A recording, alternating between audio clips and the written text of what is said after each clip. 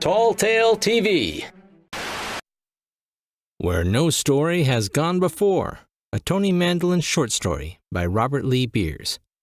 Chapter 6. Probably should have led with the ID, Tony, Frankie said as he stared at the door. McBride went over to him and asked, Does this mean that you are really Franklin Amadeus Jackson? Frankie nodded. And you really can cook gourmet food? My squab Moskowitz would entice Nero Wolfe himself, Frankie murmured.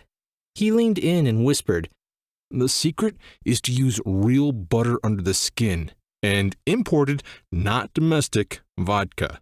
Oh, and grind the rosemary. You roast the prepared squad on sliced lemons.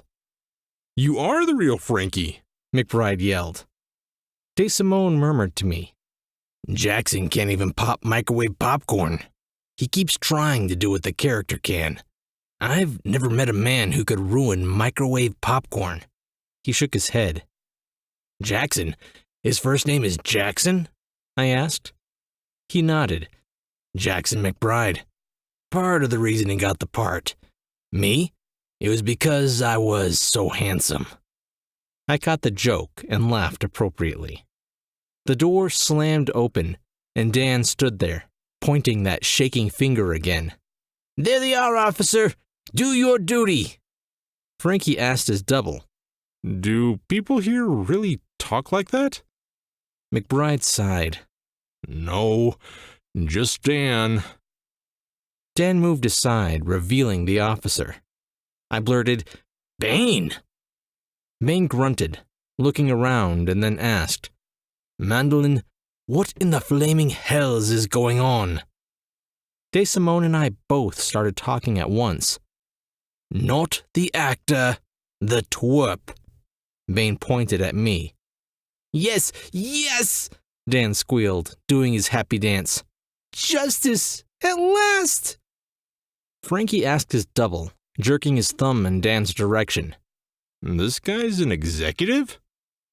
McBride shrugged. Well, he is related to the producer. Bane turned to Dan and muttered, I've got this. Bring me that old guy pretending to be a wizard. But... Bane flashed an impressive-looking gold star badge in a leather flipcase. You want an obstruction of justice charge?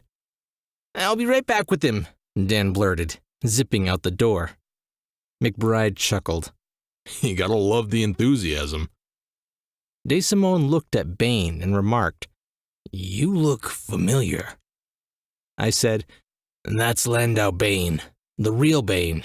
You know, the guy with seriously scary powers. Him, McBride scoffed. Nah, that guy looks totally different, he said to Bane. Cool badge, dude. Bane murmured, It does the job. He asked me, Do you know what it took finding you two? Violet's just about to begin to tell me a new one. How long have we been gone? I asked, knowing that some dimensions can have a devastatingly different time flow than others. Fortunately, not as long as you'd fear, he replied. Now hush up. Company's coming. Dan pushed through the door and then stepped aside. Millward followed, accompanied by a couple of uniformed security guards. The old wizard turned to the Hispanic with a thick mustache. Now just remember, Sergio, a few drops of that elixir in your drink every night, and everything will be just fine. Thanks, Millward, the guard said. I mean that. Millward turned to the other guard. And Jocko, you be sure to let me know how your wife's pregnancy works out, okay? You just write the letter. It will get to me. Sure thing, Mill, the other guard said.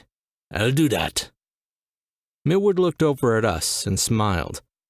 My, he said. The resemblance is indeed amazing. Then he turned sharply and looked at Bane, the eyes of his wolf's head blazing.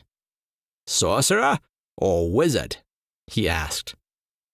Bane looked Millward up and down, his hands in his pockets. He seemed completely unruffled by the light show. Walking to the side to get another view of the old wizard's outfit, he nodded and then said, "Wizard, of course. Check my aura, you'll see." I said to the other me, "There's a young couple out on the convention floor. Their names are Chris and Leslie Herron. If you can, could you make sure they get some notice? They deserve it. And you should check out his audiobook podcast. It's called Tall Tale TV." DeSimone asked, "Why are you asking now? You going somewhere?" I nodded. "You wouldn't believe it. The Herons?" McBride said, "I'll make sure of it." Millward and Bain had finished their sniffing, and Bain turned back to me and said, "It's time. We should go now before that idiot comes back with real police." "You're going to open a portal here?" Millward asked. Bain nodded and gestured to the wall where the couch sat. The air split, revealing a blue, cloudless sky and what seemed to be an old country road laid out in a wide field of grain. It forked after a few yards. "It forks," Millward said. Bain nodded. "Of course. You take the one to the left. It should drop you off right where you became sidetracked." "And we take the one on the right, right?" Frankie asked. Bain growled, "Shut up, Jackson." Both Frankies said, "Hey." I muttered, "I am not going to miss that." I looked behind us as I stepped into the open portal. The door to the green room opened, and Dan, with a couple more officers, came charging in. Dan saw the portal and promptly fainted. And then I was walking up to my front porch. Frankie took a deep breath.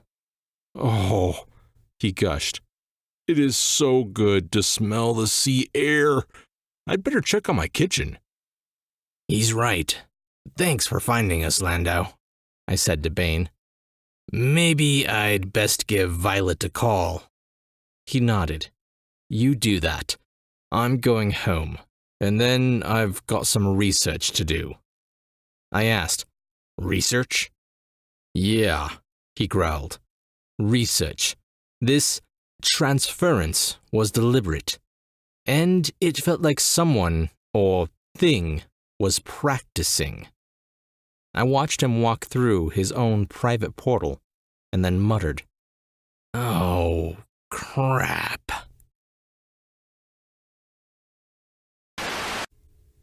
Where No Story Has Gone Before is a short story by Robert Lee Beers that takes characters from two of his book series, the Tony Mandolin Mysteries and the Millward Chronicles, and tosses them into a surreal situation. The Tony Mandolin Mysteries take place in and around today's San Francisco, and in style are a mashup of Nero Wolfe, Harry Dresden, and the Vimes novels of the immortal Sir Terry Pratchett. There are 7 finished novels in the series, an 8th in the works, and several short stories offered for free on Kindle Unlimited. If you go to asmbeers.wixsite.com/RobertLeeBeers, everything is there and more. In addition, Graphic Audio, the Movie in Your Mind audiobook publishing company, has released Tony Mandolin Mystery Books 1 and 2 as all-cast audiobooks available in CD and download. In fact, Book 1, A Slight Case of Death, is in the top 10 audiobooks up for an ABR Audiobook Award. If you like, you can show your support and leave a vote for Robert at the link in the description. Hey guys, I really hope you enjoyed this production. I know I had a ton of fun recording it for you. I want to send a huge thank you to Robert Beers for sending me this. I'm a major fan of his books, and it was just too cool to work with him on something like this. If you enjoyed it, I've actually done quite a few other stories written by Robert as well. Make sure to check them out. And be sure to subscribe for more sci-fi and fantasy short stories. I'm Chris Herron, and that's it for today's Tall Tale TV.